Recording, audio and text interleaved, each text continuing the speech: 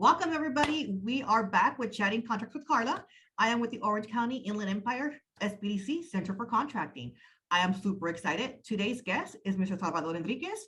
He is Supply Chain Manager for Wells Fargo and Company. Salvador, welcome. Hi, how are you, Karla? I Full am disclosure, excited. I've known Karla for many years now, so it's a pleasure. Thank you for the invite. Awesome. I'm excited to have you. I know you have a lot of great information for our watchers. So for those that are watching this, please take notes. This is some great information. So Salvador, how does somebody do business with Wells Fargo? So thank you so much for this question. This question we get a lot. So the strategy that we have here at Wells Fargo for supplier diversity is in three pillars. One is what we call the spend growth or the diversity business inclusion. The other one is the capacity building pillar, and the last one is outreach. We'll start by saying that Wells Fargo spends more than $10 billion in buying products and services from companies in order to operate a company as big. It's actually closer to $15 billion, by the way. So, and we're a global company. So think of when you're thinking, what does Wells Fargo need in order to operate? That's how much we purchase in products and services.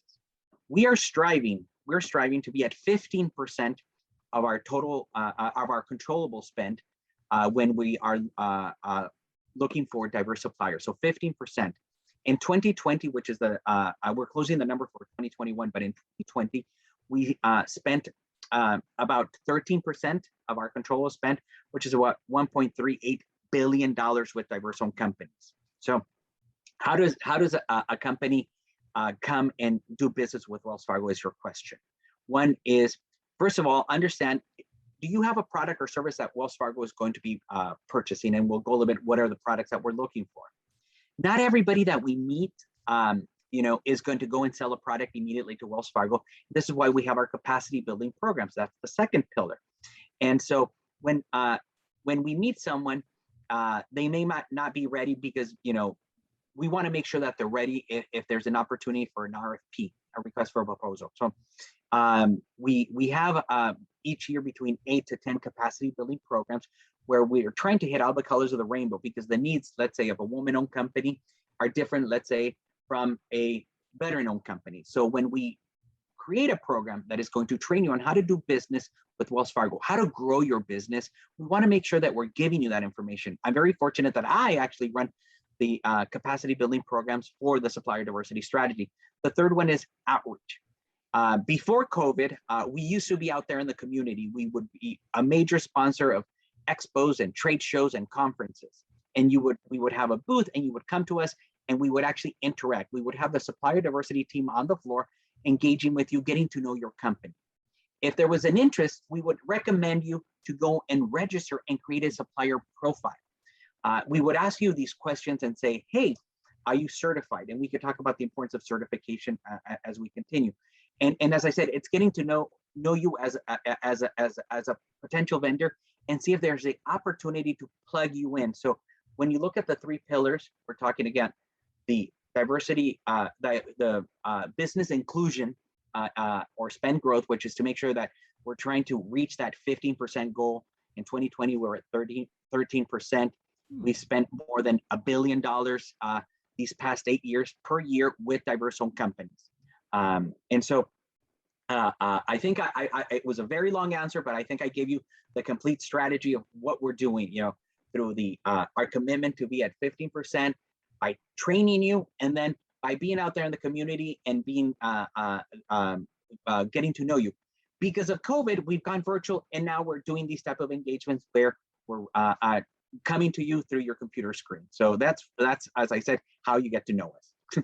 Awesome. And then, so with that said, what do you guys look for in contractors or suppliers of services? So it's a very good question. So as I said, you'd be surprised on the things that we purchase. So I tell people we purchase from a pen to a building. So we're looking at architecture, construction and property management, and real estate services. We're looking at furnishings, office supplies, moving, storage, in the area of human resource staffing, legal, marketing, technology services, promotional items, and printed products. Also service contracts, maintenance, and repair.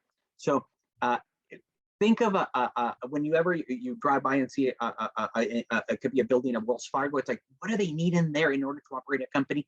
as big as Wells Fargo. There's more than 250,000 employees. We're a global company. Our biggest presence is obviously here in the United States. But in order to operate, as I said, we spent around $15 billion in products and services. We're trying to be at 15% of that controllable spend, which is around $10 billion, and learning how to make sure that we're meeting the right companies, because we are a better company thanks to our diverse suppliers, and so those are the items. I think I listed them all there, by the way. That's quite a bit. So, I mean, it's safe to say that if you do your homework, you might find yourself find a niche for yourself within what Wells Fargo purchases.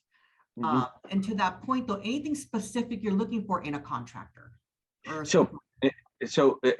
We want for you to be well established, and this is why I think the capacity building program is so important. That not everybody that we meet will immediately be ready to sell a product or service. We have programs throughout the country. These are funded thanks to the Wells Fargo Foundation, and what we're trying to do is help you grow your business, that you become a well-established company, that you could actually do business with Wells Fargo.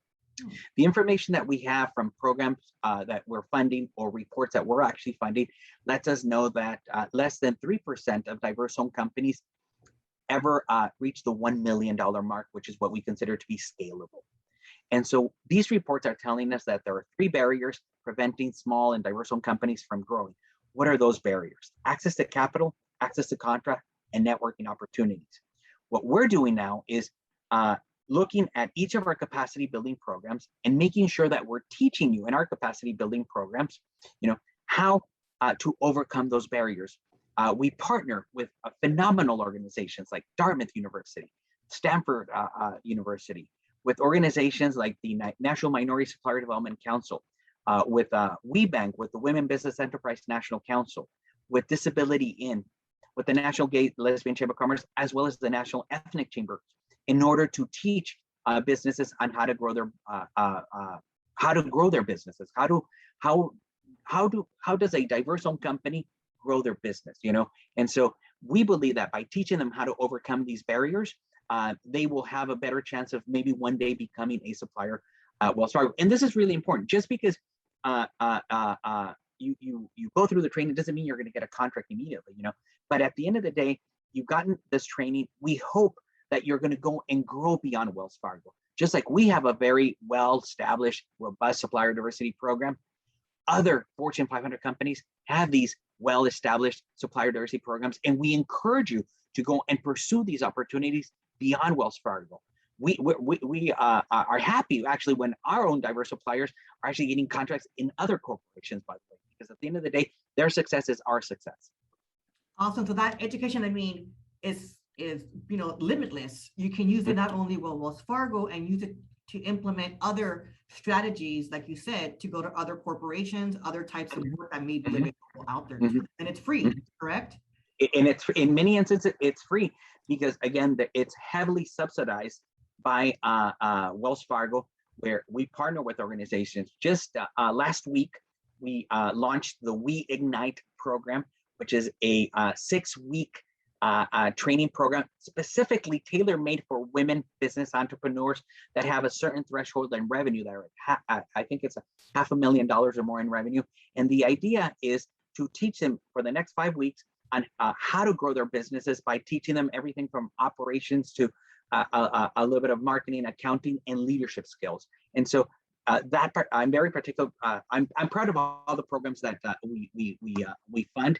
We try to reach.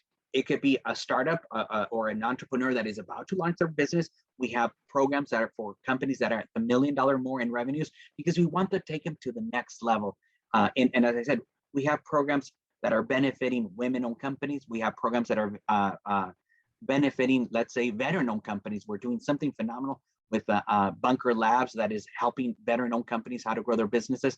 We have programs that are benefiting the Latino community through the Stanford Latino Entrepreneurship Initiative. We have programs that are specifically tailor-made for the African-American female entrepreneur. So as I said, we're trying to hit all the colors of the rainbow. That is fantastic. I'm excited for all those programs. It's good to know so that when we meet with these clients, we're able to connect them to Wells Fargo for those opportunities and education. Now, what is one common mistake you see from these various different suppliers and contractors? So this is interesting. When we meet someone, and they're very excited that they see Wells Fargo and there's the opportunity to maybe do business, we will ask them and go and create a supplier profile on our website, and you let us know what type of product you have, what type of certification. Certifications are very important, right?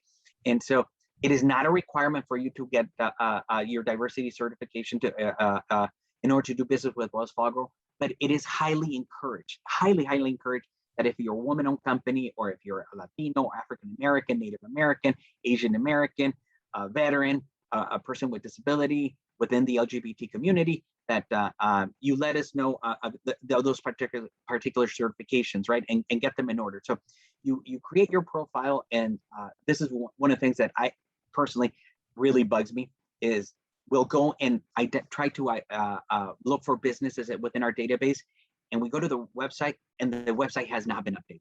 It's like it sits there, or it's under construction. This is your presentation, your statement of capabilities right there. We have maybe like a attention span of a minute maybe to kind of understand what type of business, who are your clients, who's your leadership, what is the story of your company, and as I said, this is where I think a common mistake is, like, if I meet someone, I immediately will go back and say, oh, I met that company. Let me know. Let me go and do a bit of research of who they are, where they're established, where their locations and everything. And you go and there's nothing. I was like, oh, okay. That's a good point. I mean, you want to make sure if you have a business, you are well marketed. You are able to put your information out there. I haven't heard that one yet. So that's a very good point. So and this is important because look at what happened during the pandemic, Karla. And I just read the statistic, which is really interesting. It says that before the pandemic, about 15% of commercial transactions were done online. 15% of commercial transactions were being online. In a span of 18 to 20 months, we went from 15% to more than 25% when people are now purchasing products and services online. And so how do you do it? You go to the website and see how you can buy the product online and understand it. And so we went, when we started selling products online, which was in the year 2000. Oh my gosh. I know, that's what kind of, when I'm old enough that I remember when there was no internet, but now, it was around the year 2000 that people were starting to sell their products online, and all the way up to the pandemic. So we had seen growth of 15%. So in a span of 18 months, we went all the way to 25%. That means 1 in 4 transactions is now being done online. So, and so we know that companies that had a strong online presence fared better when it came to doing business, and that's what we're encouraging in our capacity building programs, when we're teaching them and saying, let us know who you are by having a well-established presence online that can tell us what type of product or service you're going to be selling us. Yeah. That is awesome. And with that said, I know whether it's my SBDC here or any SBDC, there's marketing teams there that can assist you with that. So if you're kind of unsure of your website or want another set of eyes to look at it, please reach out to us. That is what we're here to do, to assist you at no cost. Now, Salvador, do you guys have supplier diversity? Because I know we've talked about it a little bit. Can you go a little bit deeper into that? We have a very well-established supplier diversity strategy. We've had it for many years now at Wells Fargo, by the way. We are, just to give you an idea where we sit, we're the supplier diversity team that is spread out through the United States is established, and it sits within the supply chain. So we have the head of supplier diversity that reports to the head of supply chain. So this is the person that is responsible for purchasing products and services. And so each year we're trying to be better, as I said, and how can we be doing more with diverse-owned companies? What type of engagement can we be doing? We're already looking into what 2022 is going to look like. What are the opportunities that where we can actually plug in diverse suppliers, that what we're looking, and what type of engagements are we going to be doing? Because, hopefully, fingers crossed, as the COVID pandemic runs its course and we start now meeting people, as I told you, there's that engagement component.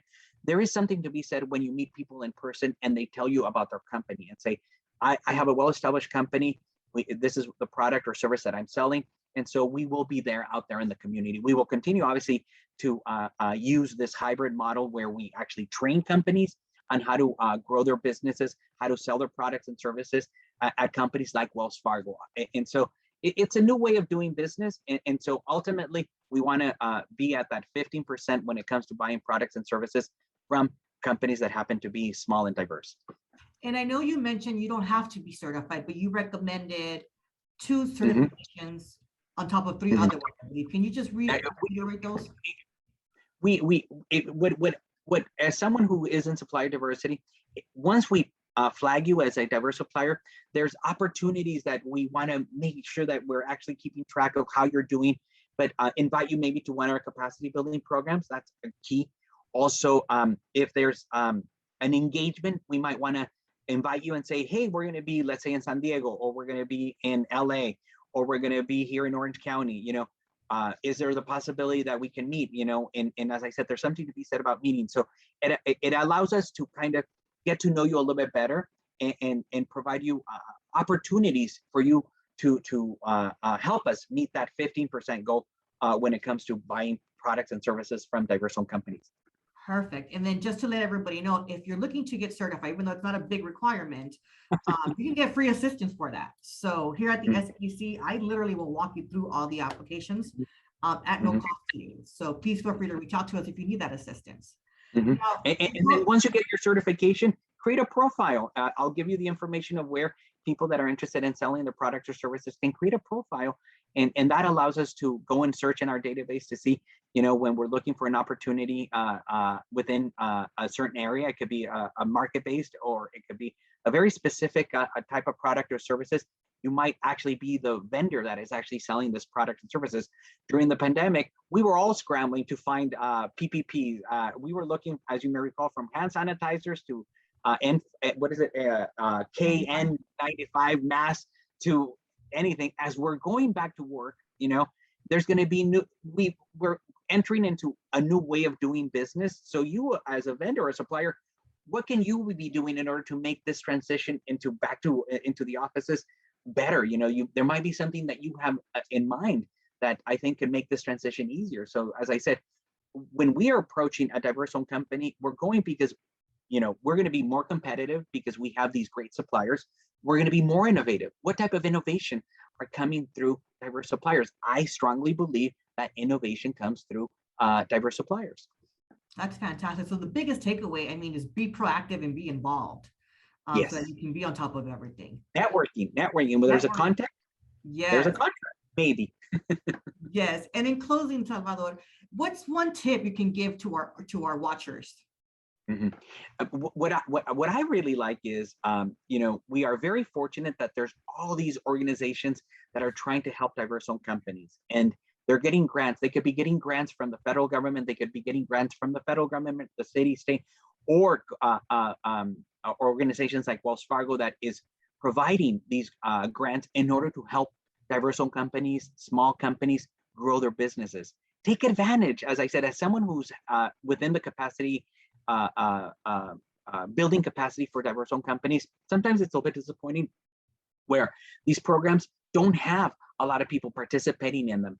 And as you said, in many instances, these programs are free because they are heavily subsidized through grants that are being provided by organizations like Wells Fargo. I say take advantage of them, by the way. And especially now that we've learned how to do business and do it virtually, you're doing it out of the comfort of your own home. I'm very happy to see that a lot of the capacity building programs that we're running are virtual, by the way. And so that allows you to get the trained at the comfort of your office or your home office. And just, as I said, wonderful tips on how to grow your company. That is fantastic. A lot of great information for those watching. So with that, Salvador, thank you very much for doing this. I appreciate you for spending some time with us and giving people this information so that they can look at opportunity with Wells Fargo, the capacity building programs, that there's more than just a bank. You can go beyond that. There's so much more beyond that. Yeah, so I appreciate you. So thank you for coming. No, thank you for inviting me. Hasta la próxima. Thank you. All right. Thank you.